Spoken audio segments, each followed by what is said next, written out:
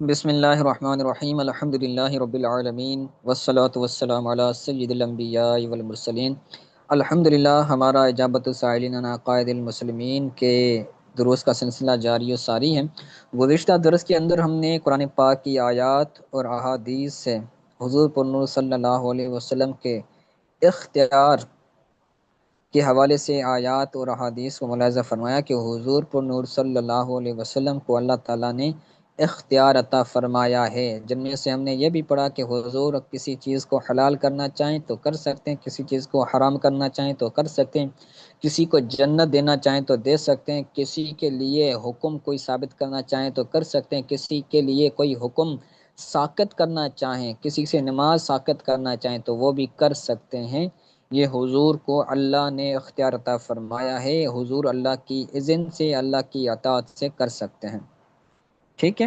یعنی نبی مختار کل ہیں، جس کو جو چاہیں عطا کر دیں۔ تو کچھ دلائل رہ گئے تھے حدیث پاک کے حوالے سے، کیونکہ اس کے اندر تھوڑی سی وضاحت ہے، تو میں نے چاہا اگلے درس کے اندر آپ کو اس کی وضاحت کر دوں۔ چلیں پڑھتے ہیں۔ کہتے ہیں وَمِن تِلْكَ وَمِن ذَلِكَ وَمِن ذَلِكَ تَرْخِيصُهُ فِي النِّهَايَةِ لِأُمِّ عَطِيَّةَ، اور اس میں سے یعنی حضور کے اختیار میں سے حضور کا رخصت دینا ہے، ترخیص ہو، حضور کا رخصت دینا ہے نوحوں میں امی عطیہ کے لیے، امی عطیہ کے لیے نوحوں میں حضور کا رخصت دینا، یہ حضور کے اختیارات میں سے ہیں۔ مسئلہ کیا تھا؟ مسئلہ یہ تھا کہ حضور پر نور صلی اللہ علیہ وسلم نے حضرت بی بی عطیہ رضی اللہ تعالی عنہا کو یہ اجازت دی تھی کہ حضور صلی اللہ علیہ وسلم نے ان کو منع نہیں فرمایا تھا کہ حضور جو ہے وہ بی بی عطیہ رضی اللہ تعالیٰ عنہ نوحہ کریں۔ حضور صلی اللہ علیہ وسلم ویسے تو منع کیا ہے کہ نوحہ نہیں کرنا چاہیے، جیسے عورتیں جو ہیں وہ اگر کوئی مر جاتا ہے، کوئی کسی کا وصال ہو جاتا ہے، تو عورتیں کیا کرتی ہیں؟ نوحہ کرتی ہیں، خود کو جو ہے وہ مارتی ہیں اور چلا چلا کر چیخ چیخ کر جو ہے وہ روتی ہیں، تو اس کو نوحہ بولا جاتا ہے۔ تو اسلام کے اندر نوحہ کرنا یہ جائز نہیں ہے، حضور نے منع فرمایا ہے۔ تو لیکن ام عطیہ نے جب حضور کو عرض کی تو حضور نے ان کو منع نہیں کیا، تو حضور کا منع نہ کرنا یہ ان کو اجازت دینے کے مترادف ہیں، ٹھیک ہے۔ تو روایت پڑھتے ہیں، کہتے ہیں فعن حفصۃ ان ام عطیہ، حضرت حفصہ رضی اللہ تعالیٰ عنہ سے روایت ہے، وہ حضرت ام عطیہ سے روایت کرتی ہیں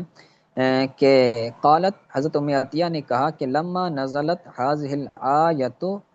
جب یہ آیت نازل ہوئی، حضرت ام عطیہ کہتی ہیں کہ جب یہ آیت نازل ہوئی کہ یبایعنک علی الا یشرکن باللہ شیئا ولا یعصینک فی المعروف، تو یہ ایک آیت ہے، بیچ کے اندر کچھ کلمات ہیں، تو ان کو چھوڑ کر ولا یعصینک بالمعروف بیان کیا ہے۔ تو آیت کا ترجمہ یہ ہے کہ یبایعنک، وہ آپ کی بیعت کریں اس بات کہ وہ شرک نہیں کریں گے اللہ تعالیٰ کے ساتھ، وہ شریک نہیں کریں گے اللہ تعالیٰ کے ساتھ کسی چیز کو، وہ اللہ تعالیٰ کے ساتھ کسی چیز کو شریک نہیں کریں گی، ولا یعصینک فی المعروف، اور وہ عورتیں آپ کی جو ہے وہ بھلائی کے اندر نافرمانی نہیں کریں گی۔ اللہ تعالیٰ نے حضور کو عورتوں سے بیعت لینے کا حکم دیا کہ یا رسول اللہ آپ عورتوں سے بیعت لیں۔ آیت کے اندر وہ چیزیں بھی ذکر کی گئی ہیں، آپ بیعت لیں، تھوڑا سا تلاوت بتا۔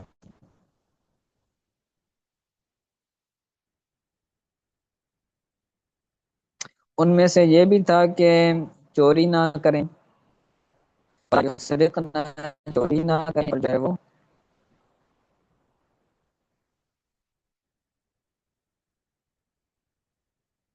جی ولا یسرقن، چوری نہ کریں، ولا یزنین، زنا نہ کریں، ولا یقتلن، اور اپنی اولاد کو قتل نہ کریں اور بہتان نہ کریں، اور بھلائی کے اندر رسول اللہ صلی اللہ علیہ وسلم کی جو ہے وہ نافرمانی نہ کریں۔ فبایعہن، تو حضور آپ ان سے بیعت لیں، تو حضور صلی اللہ علیہ وسلم نے ان سے بیعت لی۔ تو قالت، تو جب یہ آیت نازل ہوئی تو حضور ان عورتوں سے بیعت لے رہے تھے، تو قالت کان منہ النہایہ، کہ آپ فرماتی ہیں کہ اس میں سے نہایا بھی ہیں، یعنی نوحہ کرنا، کہ حضور نے نہایا کرنے سے ہمیں منع فرمایا۔ تو جن چیزوں پر اللہ تعالیٰ نے حضور کو حکم دیا کہ حضور بیعت لیں، تو ان کاموں میں نہایا کرنا، یعنی نہایا مطلب نوحہ کرنا، آہوزاری کرنا، تو یہ بھی تھا۔ حضور صلی اللہ علیہ وسلم اس پر بھی جو ہے وہ بیعت لے رہے تھے کہ تم عورتیں نوحہ نہیں کرو گی، مجھ سے بیعت کرو، ٹھیک ہے۔ تو قالت فقلت یا رسول اللہ الا آل فلان، ہیں یا رسول اللہ، تو میں نے عرض کی، کہتی ہیں قالت، میں نے قل تو عرض کی کہ یا رسول اللہ الا آل فلان، مگر فلاں آل کے لیے، فلاں کی آل کے لیے جو ہے وہ مجھے اجازت دے دیں۔ تو ان کا یہ فرمانا، ان کا یہ عرض کرنا، یہ اس بات کی دلالت کرتا ہے کہ وہ اجازت چاہ رہی ہے کہ مجھے فلاں جو شخص ہے اس کی آل کے لیے مجھے اجازت دیں کہ میں ان کے لیے نوحہ کر سکوں، الا آل فلان، مگر فلاں کی آل کے لیے مجھے اجازت دے دیں۔ فإنهم كانوا اسعدونی فی الجاہلیت، اسعد یہ فعل ہے، سعادہ کا مطلب ہوتا ہے خوش بخت ہونا، لیکن جب یہ مزید فی کے اندر آ جائے اور اس کا جو فعل ہے، اس کا جو ما قبل بھی دیکھا جائے تو اس کا مطلب بنتا ہے یعنی مدد کرنا، نوحے کے اندر مدد کرنا، منجد کے اندر اس کی معنی لکھی ہوئی ہے۔ تو اسعدونی، انہوں نے میری مدد کی ہے، فی الجاہلیت، زمانہ جاہلیت میں، یعنی نوحہ کرنے میں وہ میری مدد کرتے تھے زمانہ جاہلیت میں۔ فإنہم کانوا اسعدونی فی الجاہلیت، بے شک وہ میری مدد کرتے تھے نوحہ کرنے میں، فی الجاہلیت، زمانہ جاہلیت میں، تو مجھے بھی آپ اجازت دے دیں تو میں بھی ان کے لیے نوحہ کر سکوں، میں بھی ان کی لیے نوحہ جو ہے وہ کرنے میں ان کی مدد کر سکتا ہوں۔ تو فلا بد لی من ان اسعدہم، تو یا رسول اللہ فلا بد لی، میرے لیے ضروری ہے کہ میں بھی ان کے لیے نوحے، ان کو ان کے ساتھ نوحہ کرنے میں مدد کروں، ان اسعدہم، کہ میں ان کی مدد کروں نوحہ کرنے میں۔ تو اس عیدہ، اس فعل کے اندر ہی نوحے والی معنی جو ہے وہ پائی جا رہی ہے۔ تو رسول اللہ صلی اللہ علیہ وسلم نے فرمایا فقال رسول اللہ صلی اللہ علیہ وسلم الا علی فلان، مگر فلاں کی آل کے لیے، تو حضور نے ان کو اجازت عطا فرما دی۔ تو حضور نے ان کو یہ اختیار عطا فرمایا، تو حضور کا یہ اختیار تھا، حضور کا یہ جو ہے وہ اللہ تعالیٰ کی عطا سے حضور کا یہ فضل تھا، کمال تھا کہ حضور کسی کو بھی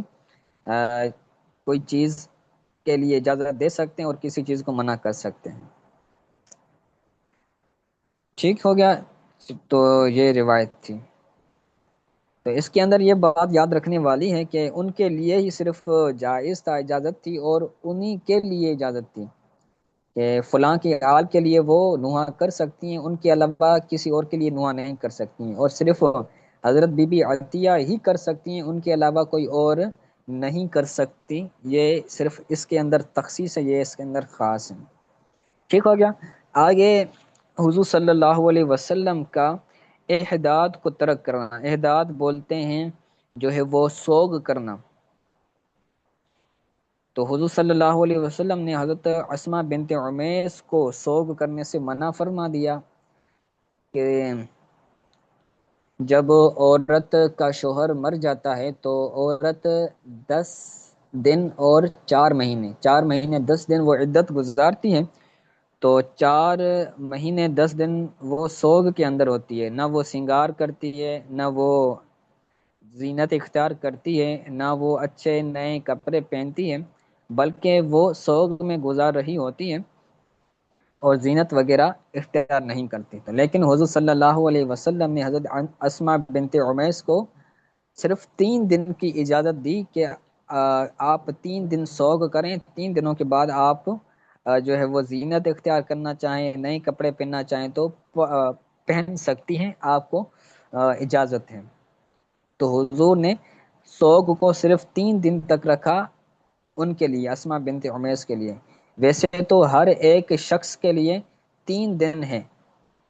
جو ہے وہ سوگ کرنا۔ اگر کسی کا کوئی عزیز قریب وفات کر جاتا ہے تو اس کے سوگ کے 3 دن ہیں، سوئم کے بعد پھر وہ سوگ کرنا اس کے لیے جائز نہیں ہے۔ لیکن جو بیوی ہوتی ہے تو وہ عدت کے اندر ہوتی ہے، تو عدت کے اندر اس کو 4 مہینے 10 دن سوگ کرنا ہوتا ہے۔ تو حضور نے ان کو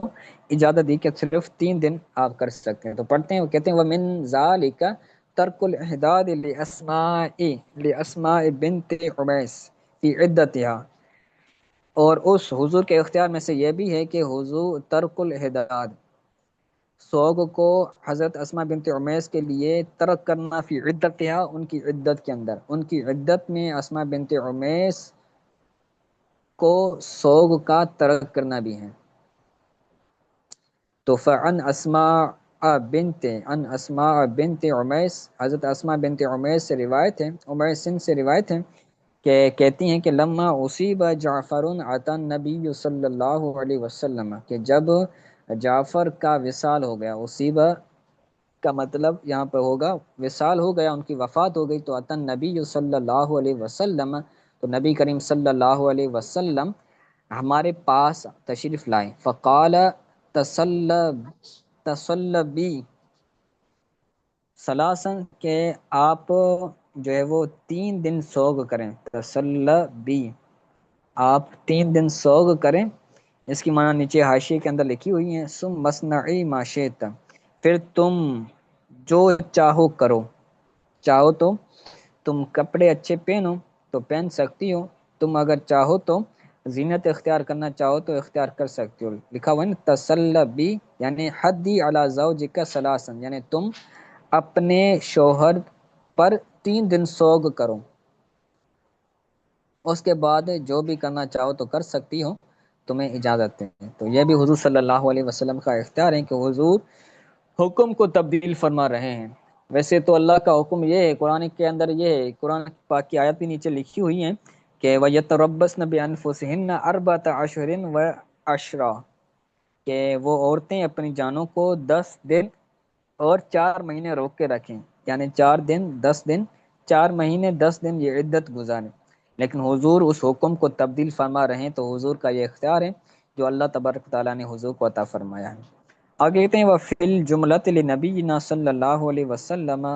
خیارات اعطاها اللہ ایاہ بفضلہ وکرمہ، بالجملہ نبی کریم صلی اللہ علیہ وسلم کو، ہمارے نبی کو اللہ تبارک تعالیٰ نے اختیارات عطا فرمائے ہیں، ایسے اختیارات ہیں جو اللہ تعالیٰ نے ان کو عطا فرمائے ہیں۔ حضور کے لیے